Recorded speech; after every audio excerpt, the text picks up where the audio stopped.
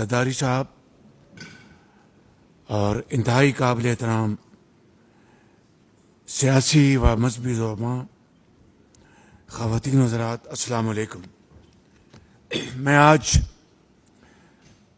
آج اپنی طرف سے اور جناب صدر کی طرف سے آپ سب کا دل کی گہرائیوں سے شکر گزار ہوں کہ آپ نے ہماری اس درخواست کو منظور کیا اور آج یہاں پر سب پورے پاکستان سے یہاں پر یہ تمام علماء کا اجتماع اس بات کی گواہی دیتا ہے کہ جب بھی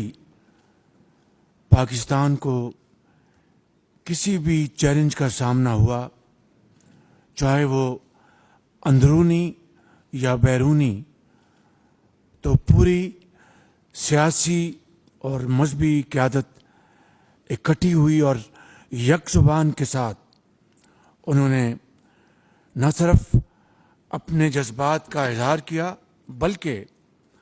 ٹھوس تجاویز پیش کی اور اس کو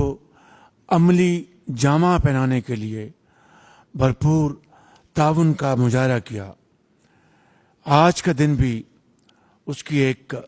روشن مثال ہے۔ جناب صدر، میں آج یہاں پر جو بہت اہم تقاریر ہوئی ہیں، جس میں جذبات بھی شامل تھے، جس میں فکر بھی شامل ہے اور عقل و دانش بھی شامل ہے، میں نے ان تمام تقاریر کو اور تجاویز کو بڑے غور سے سنا۔ جناب، آپ نے خود اس کا آغاز کیا، پھر میرے قائد میاں محمد نواز شریف صاحب نے بہت ٹھوس باتیں کیں، جناب جماعت اسلامی کے امیر حافظ نعیم الرحمن صاحب نے بڑی مدلل باتیں کیں، مولانا فضل الرحمان صاحب نے، ابھی بلاول بھٹو صاحب نے بڑی پرجوش تقریر کی، اور ساتھ فردن سب نے اس میں حصہ ڈالا، جن کا میں نام نہیں لے سکا، میں معذرت چاہتا ہوں۔ لیکن میں یہ کہنا چاہتا ہوں کہ یہ اجتماعی سوچ اور یہ فکر میرے لیے بہت، اور ہم سب کے لیے بہت حوصلہ افزا ہے۔ یہاں پر کچھ بہت عام باتوں کا ذکر کیا گیا۔ مثال کے طور پر یہ کہا گیا کہ جو کردار عالمی دنیا کا ہے وہ ہم سب کے سامنے ہے، اور عالم اسلام کو اب آگے بڑھنا چاہیے اور عملی اقدامات کرنے چاہیے۔ یہاں پر یہ فرمایا گیا کہ ہمیں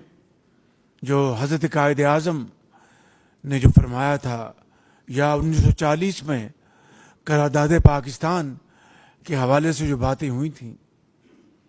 اس حوالے سے ہمیں دو ریاستی جو ایک پیغام ہے اس کی تائید نہیں کرنی چاہیے، بلکہ فلسطین کی آزادی کی بات کرنی چاہیے۔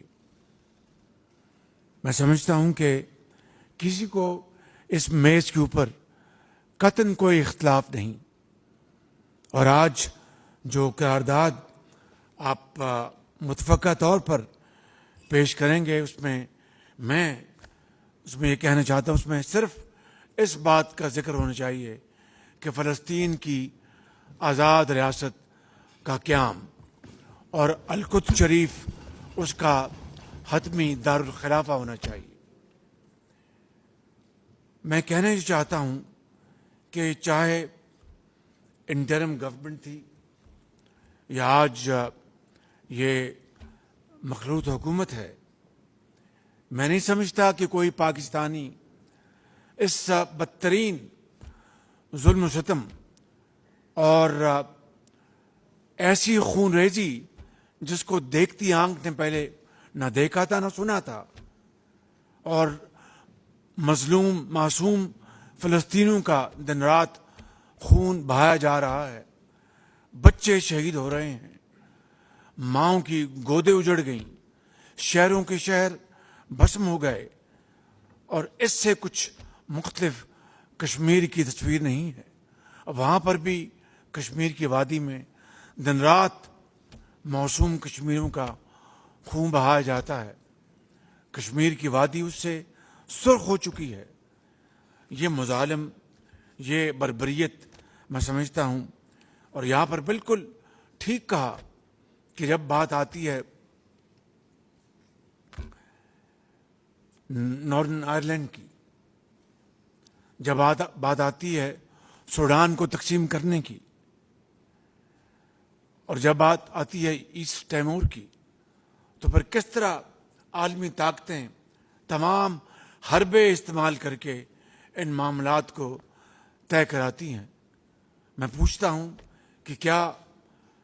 مسلمانوں کا خون خدا نہ خواستہ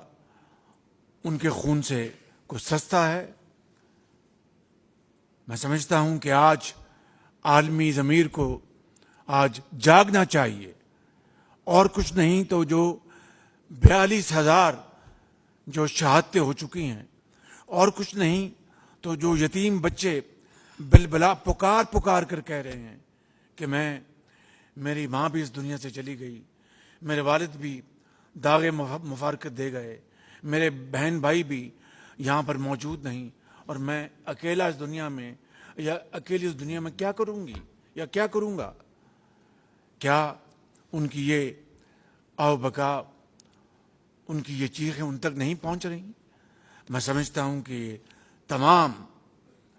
یہ جو واقعات، دلخراش واقعات جو کہ پوری دنیا کے سامنے دن رات ٹیلی ویژنز اور اخبارات سامنے لے کے آ رہے ہیں، آج وقت آ گیا ہے کہ ہمیں